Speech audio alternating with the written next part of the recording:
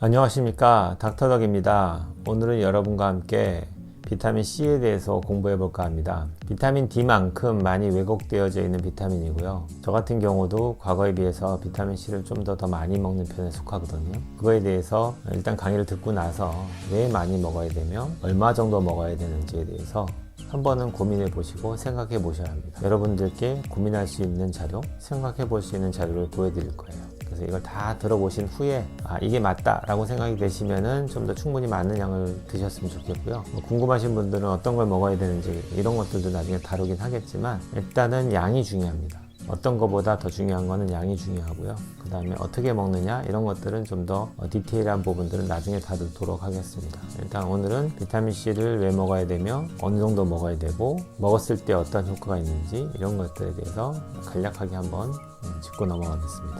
강의 듣고 오시죠. 네, 오늘은 영양 결핍에 대해서 한번 생각해 보겠습니다. 최근 유럽에서 발표된 자료에 의하면 자국민의 40% 가까이가 영양 결핍이라는 보고를 한 적이 있습니다. 우리나라보다 더 잘 살고 잘 먹고 한 그런 유럽에서 영양 결핍 환자가 그 정도로 많다는 거에 대해서 어떻게 생각하십니까? 여러분들은 과연 영양이 충분하다고 생각하십니까? 최근 들어서 비만 환자가 늘어나고 있는데 칼로리 과잉에 의한 비만과 칼로리는 많이 들어오지만 영양소의 결핍은 좀 다른 개념이 됩니다. 실제로 많은 환자분들은 영양 결핍에 시달리고 있다고 보시면 됩니다. 최근 대두되고 있는 뉴트리제노믹스에 대해서 한번 보겠습니다. 제일 처음 제가 말씀드렸듯이 여러분이 드신 음식이 바를 때는 약이 필요가 없어지지만 여러분이 드신 음식이 잘못됐을 경우에는 약이 소용이 없게 된다라는 명제를 들려드린 적이 있습니다. 이것도 마찬가지인데요. 여러분들이 드시는 음식들, 인스턴트를 드실 수도 있고 항산화제인 브로콜리도 드실 수 있는데 드셨던 음식이 몸에 흡수가 되면서 이게 DNA 재료로 사용되어지고요. 이 DNA는 다시 메신저 RNA를 통해서 단백질을 합성하게 됩니다. 우리 몸에 필요한 단백질을 만들겠죠. 또한 이렇게 만들어진 여러 것들이 어떤 대사를 통해서 메타볼라이트로 만들어질 건데 이런 것들이 어떤 원료가 들어오냐에 따라서는 이런 것들이 활성산소를 많이 만들기도 하고 어떤 대사에 스트레스를 받기도 하고 염증을 유발하기도 하고 뉴럴로직한 스트레스, 정신적인 스트레스를 유발하기도 합니다. 이러므로 인해서 질환이 발생하는 거겠죠. 여러분들이 먹는 음식이 그만큼 중요하다라는 것을 의미합니다. 영양 결핍에는 4가지 단계가 있다고 봅니다.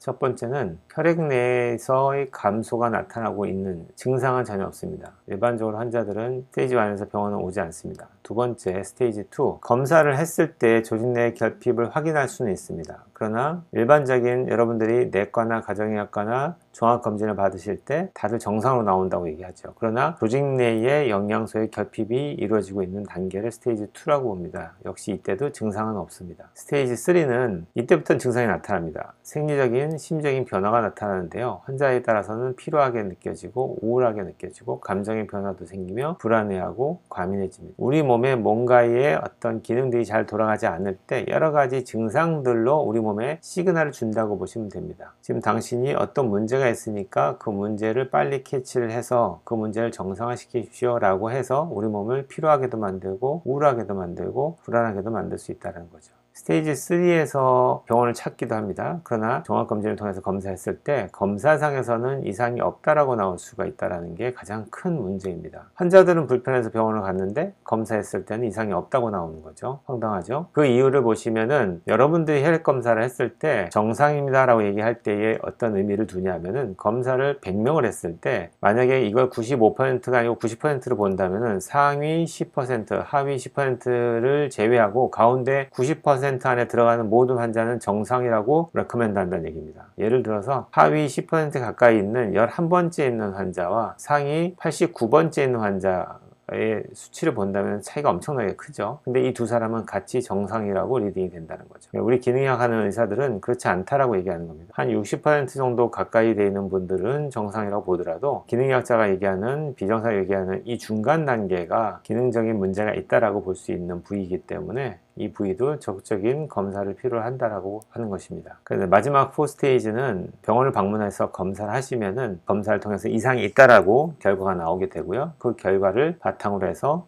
의학적인 개입이 이루어지는 단계를 말합니다. 이미 좀 늦었다고 보시면 되겠죠. 좀 더 빠르면 스테이지 2에서 병원을 방문하셔서 실제로 내 몸 조직 내에 어떤 부족한 점이 있는지 확인하신 다음에 비록 증상이 없지만 내 건강을 유지하기 위해서 꾸준하게 노력하시는 게 가장 좋은 방법이고요. 하다못해 스테이지 3에서도 바른 의사를 만나셔가지고 이런 여러 가지 변화들의 근본적인 원인, 영양 결핍에 의해 생길 수 있는 여러 가지 원인들을 찾아서 해결하시는 것이 필요하십니다.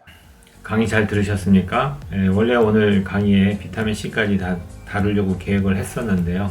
강의 내용이 너무 길다 보니까 일단 오늘은 여기까지 강의를 하고요. 다음에 2차적으로 비타민C에 대해서 좀 더 자세하게 다뤄볼까 합니다.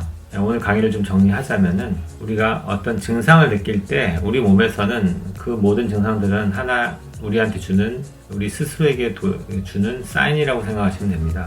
어디가 아프거나 어디에 불편한 점이 생긴다는 것들은 그 불편한 점들이 내 몸에 어떤 문제가 있기 때문이라고 우리 몸에 알려주는 거죠. 그래서 내 몸을 잘 관리를 해서 그런 불편한 점들을 없애도록 우리한테 정보를 주는 겁니다. 근데 우리는 그 사소한 정보들을 대부분 다 무시를 하죠.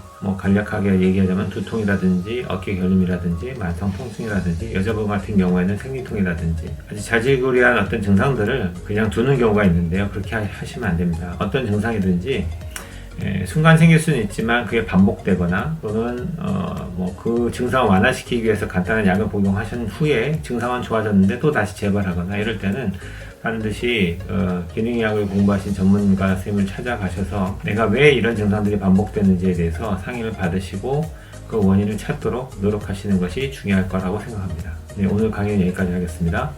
온 국민이 건강해지는 그날까지 닥터덕은 여러분과 함께 합니다.